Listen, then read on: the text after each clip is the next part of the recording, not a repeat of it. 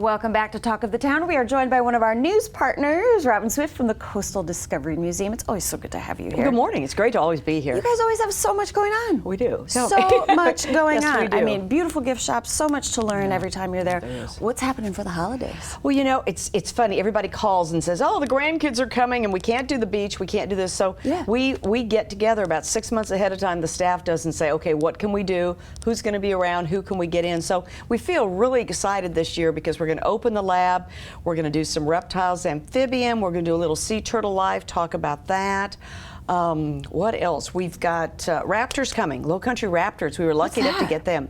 Birds of prey. Oh! Birds of prey. We're going to have a whole program on birds of prey. And she brings birds of prey. She does not. Yeah, she does. That is, you know, the people who know how to do that with birds of prey always just blow my mind. Well, and you have to realize these are birds that can't be released. You know, they've been injured or something has happened to them, so they can rehab them, but you can't release them back out because maybe they've had a broken wing or something. But it's great to see them up close and personal. And they're so beautiful. Oh yeah, exactly. And talk a little bit about what do you see between the handler and the bird? Oh, yeah. It's a trust. Yeah. It's an incredible trust. But the bird also knows the handler has a little treat under that glove that they, you know, they lure them with that. So yeah, so they're still very.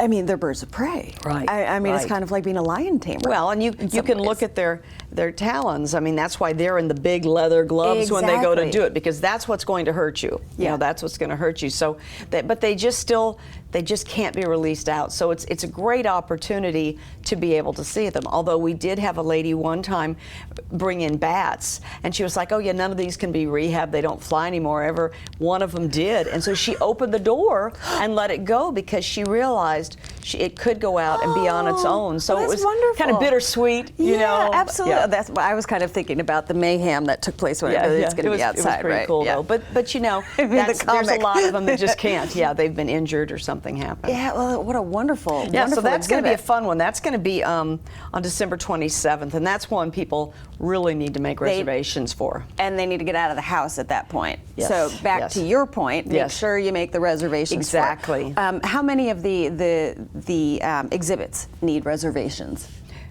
Or the events? The events, sorry. Just about everything except the open house for the lab. Okay. The open house for the lab, we limit a certain amount of people in, and the door, it just kind of rotates, and that's fine. Yeah. And that's seeing the animals in the lab, learning about them. Sometimes the kids get to do a little craft.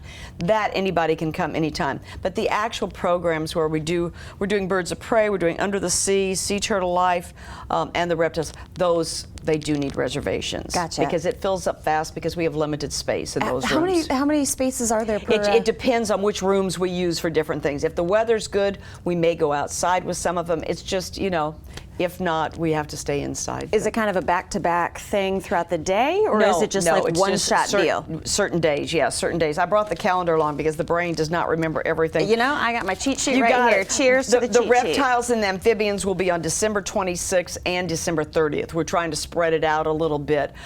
Is it one per day, or is it a couple? Yeah, it's one per day. Yeah. We just can't abuse the animals, letting people hold them and do them that much, and everybody wants to hold them, so we're real cautious with our animals. So get your tickets. You got it. And then we're even doing sweetgrass classes where they make a wreath. Yeah, they make a wreath. That's on December 21st, and that will fill. That's like secret society kind of stuff. It is. It's a little wreath, but she's just incredible. This gal comes down from Mount Pleasant, and she's willing to share the history. That is so generous. It's a dying art, and they make a little wreath. It's just absolutely beautiful to hang on your tree or something. You know, so that will fill. That might be a total resurgence of the art form for the more mainstream culture. Exactly, you know, that it's taking something so specialized and teaching people. And she's very patient. It's a 2-hour class. They're never out of there in under 3 hours hardly, because everybody's like, oh, I just have a little bit more. Will you do it? So she just whips it out, and it's better. Do you all have special hours for the holiday season? Open regular hours. Will be closed Christmas Eve and Christmas Day. Yeah.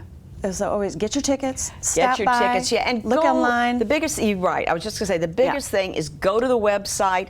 All the holiday programs are listed. You can do it on site. You don't even have to call us. Go on site. It's real simple. Our new reservation system online is real simple. Bam. Couldn't be any easier. Exactly. And it couldn't be more spectacular a time But plan ahead. That's the whole big thing. Plan. Don't be disappointed. Exactly. Robin Swift, it's always so good to have you with us. Thanks, Carrie.